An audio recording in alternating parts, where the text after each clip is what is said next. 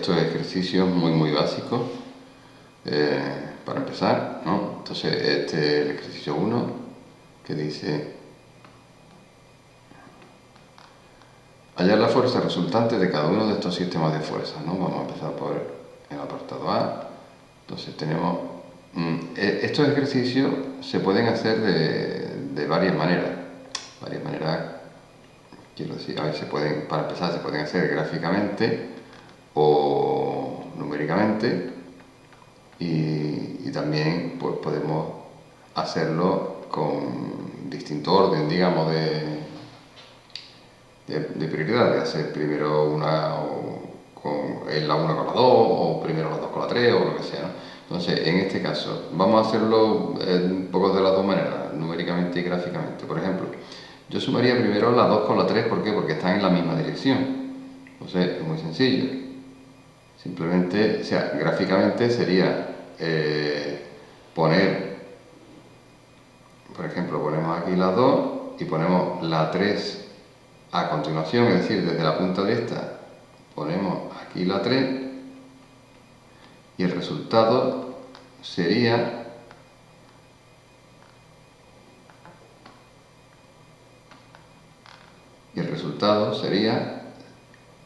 desde el principio hasta el final de aquí. Entonces esta sería la suma de 2 con 3. Entonces sale más pequeña porque, como van en sentido contrario, pues digamos que se están restando. Numéricamente, ¿cómo sería? Pues precisamente como va en sentido contrario, lo que tenemos que hacer es restar los valores. Entonces, aunque ponga aquí F2 más F3, vamos a ponerlo así, la suma vectorial de F2 más F3 se tendría que hacer restando los dos, porque van en sentido contrario. Entonces, si F2 son 5 y F3 son 2, pues el resultado son 3 newton hacia la derecha. Y luego con F1, pues gráficamente entonces me quedaría F1, que va hacia arriba, y la suma de F2 más F3, que va hacia la derecha. Sería esto así. Esto sería F1 y esto sería F2 más F3. Entonces, gráficamente lo podemos hacer igual que antes, poniendo F3 aquí, o sea, F2 más F3 aquí, y uniendo, o también podemos construir el paralelogramo y unir una esquina con la otra, y este sería el resultado. Numéricamente, pues numéricamente, como se me forma un triángulo rectángulo entre el resultado, este cateto que sería F1 y este cateto que sería F2 más F3, pues el resultado, que es la hipotenusa, o sea, vamos a ponerle fuerza total, sería la raíz cuadrada de la suma de los cuadrados de los catetos, es decir, F1, que vale 3 al cuadrado, más F2, que también vale 3 al cuadrado. Esto sería la raíz de 18, es decir, 4,24 newton. Y luego, el apartado B, pues podemos hacerlo cambiando un poquito, o sea, tenemos varias opciones del orden en el cual lo vamos a hacer. Podríamos sumar primero estas dos y el resultado con esta, o sumar este con este y el resultado con este, o este con este y el resultado con este, o en este caso yo lo que voy a hacer es, como estas dos siguen las direcciones del eje X y del eje Y, voy a descomponer F2 en sus dos componentes, la componente X y la componente Y. Entonces, si yo voy a dibujar solamente F2, si tengo F2, entonces sería la componente X, sería esta sería F2X, y esta sería la componente Y, esto sería F2Y. Si esta la pongo aquí, pues tengo un triángulo rectángulo con un ángulo de 45 grados, entonces puedo emplear la trigonometría. Esto sería la hipotenusa, que es F2, esto sería el cateto opuesto a 45, que sería la componente Y, y este sería el cateto contiguo o adyacente a 45, que sería la componente X. Entonces, si tenemos en cuenta que la fórmula del seno, del coseno y de la tangente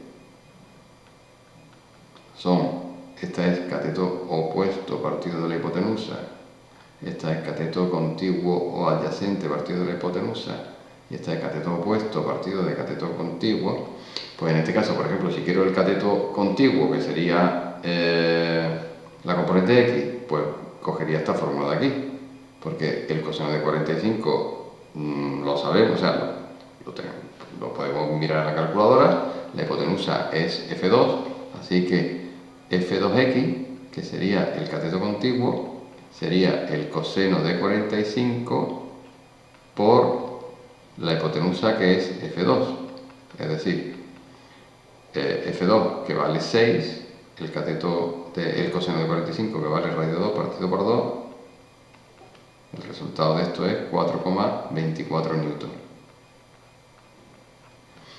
Y si quiero f2i, pues sería el cateto opuesto, cogería la fórmula del seno, despejaría, sería el seno por la hipotenusa, es decir, que el cateto f2i, que es el cateto opuesto, pues sería f2 por el seno de 45.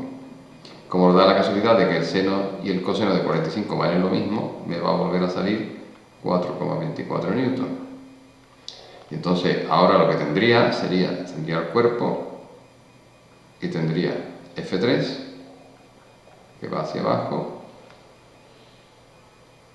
F1 que va hacia la izquierda, F2x que va hacia la derecha y F2i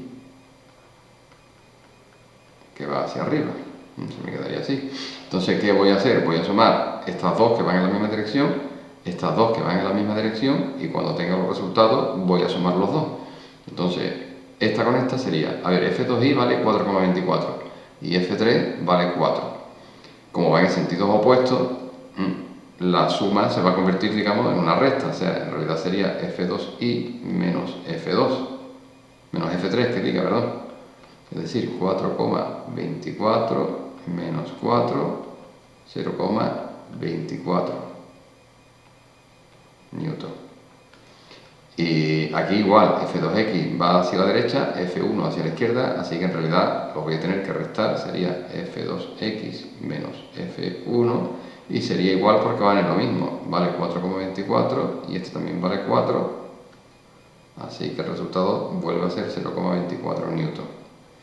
Por lo tanto, lo que me queda finalmente, después de sumar eso, es una fuerza hacia la derecha que vale 0,24 newton y una fuerza hacia arriba que vale 0,24 newton, que al sumarla, si construyo el paralelogramo, me va a quedar una fuerza así. Y pasa lo que pasa, tenemos aquí un triángulo rectángulo, esto vale 0,24 y esto también vale 0,24, esto que es la hipotenusa, o sea, la fuerza total, sería, esto se supone que es una T, es que pinta fatal el Paint, lo siento, sería la raíz cuadrada de 0,24 al cuadrado más 0,24 también al cuadrado, que es finalmente 0,339 newton. Pues ahora el 2, si aplicamos una fuerza de 50 N sobre un bloque de 200 kilos y se considera despreciable la fuerza de rozamiento, ¿qué aceleración se le comunica al bloque? Bueno, esto es porque se supone que el bloque está apoyado en alguna superficie de un bloque y yo le aplico una fuerza que, como no me dicen nada, vamos a suponer que la hacemos horizontalmente de 50 newton. La masa vale 200 kilos. ¿Qué aceleración se le comunica? Bueno, como no hay rozamiento, las únicas fuerzas son la fuerza que yo hago, la fuerza del peso y la normal de la superficie. Como estas dos son iguales, ¿por qué sé que son iguales? Pues porque no hay movimiento en esta dirección, solo hay movimiento en la dirección horizontal. Por lo tanto, si no hay movimiento y por lo tanto no hay aceleración en esta dirección, es que tampoco hay fuerza neta en esta dirección, o sea que esta y esta se anulan, por lo tanto es que tienen que valer lo mismo. Entonces la única fuerza que va a producir la aceleración es esta, porque está claro que cuando tú dejas un cuerpo sobre una superficie no se mueve verticalmente, ni para arriba ni para abajo, a no ser que la superficie se rompa. Y si yo aplico una fuerza en esta dirección, pues solamente la voy a mover en esta dirección. Entonces lo que voy a aplicar es que fuerza es igual a masa por aceleración. Entonces, como la fuerza vale 50 y la masa vale 200, pues despejando me sale que la aceleración es 50 partido de 200, es decir, 0,25 metros por segundo al cuadrado. Y el tren, que se determina la masa de un cuerpo sobre el que actúa una fuerza de 500 newtons si sabemos que consigue comunicarle una aceleración de 5 metros por segundo al cuadrado. Bueno, es el mismo problema que antes. ¿Vale? 500 newtons. Sería peso normal, no lo iría a pintar. Se supone que no hay rozamiento porque no me lo dicen. Entonces sería la misma ecuación que antes. Fuerza es igual a masa por aceleración. Solamente que ahora la aceleración sí la sabemos, lo que no sabemos es la masa, así que la masa es la fuerza partido de la aceleración, es decir, 100 kilogramos. El 4. Bueno, aquí tenemos de nuevo volvemos a tener una superficie horizontal con un cuerpo que va a tener un peso y va a tener una normal. Y va a tener una fuerza de 100 newton intentando arrastrar, pero aquí sí que hay fuerza de rozamiento, que va siempre en sentido contrario al movimiento. Como yo arrastro para acá, el movimiento irá para acá, por lo tanto la fuerza de rozamiento irá en sentido contrario. Entonces, ¿cómo averiguamos la fuerza de rozamiento en este caso? Bueno, muy fácil. En esta dirección, peso y normal de nuevo se van a anular entre sí, porque no hay movimiento en esta dirección. Entonces, lo que tenemos es que en esta otra dirección, en la dirección horizontal, en la dirección X, la suma de estas dos fuerzas es igual a la masa por la aceleración, que vale 0,5. Pues entonces, como van en sentido contrario, en realidad van a restarse, o sea, va a ser 100 menos la fuerza de rozamiento, es igual a la masa, que son 50, por la aceleración, que son 0,5. Por lo tanto, si despejamos, o sea, si pasamos esto, que vale 25, lo pasamos para acá restando y esto para acá sumando, me queda que la fuerza de rozamiento es 100 menos 25, o sea, 75 newton. Y listo de papel. El ejercicio 5, pues tenemos otra vez una superficie, otra vez un bloque, hubo una fuerza de 50 newton para acá, el peso del cuerpo siempre hacia abajo, la normal que hace la superficie y una fuerza de rozamiento. Hay que calcular la aceleración sabiendo que el coeficiente de rozamiento es 0,2. Se supone que el coeficiente de rozamiento dinámico, se supone que una vez está ya moviéndose. Entonces, sabemos que la fuerza de rozamiento se calcula como el coeficiente de rozamiento por la normal, así que si calculamos la normal podemos sacar el rozamiento. ¿Y cómo podemos calcular la normal? Bueno, pues muy fácil, porque sabemos que en la dirección Y no hay movimiento, por lo tanto la suma de estas fuerzas tiene que salir 0. Así que si la normal más el peso tiene que salir 0, la normal tiene que ser igual a menos el peso. Este menos en realidad simplemente indica que va en sentido contrario. O sea, podemos poner el peso negativo y así esto saldrá positivo. Como el peso es masa por gravedad, es decir, 5 kilos por 9,8, esto sale 49 newton, pues el peso vale 49 newton, por lo tanto la normal también va a valer 49 newton y la fuerza de rozamiento entonces va a ser 0,2 por 49, es decir, 9,8 newton. Ya tenemos la fuerza de rozamiento.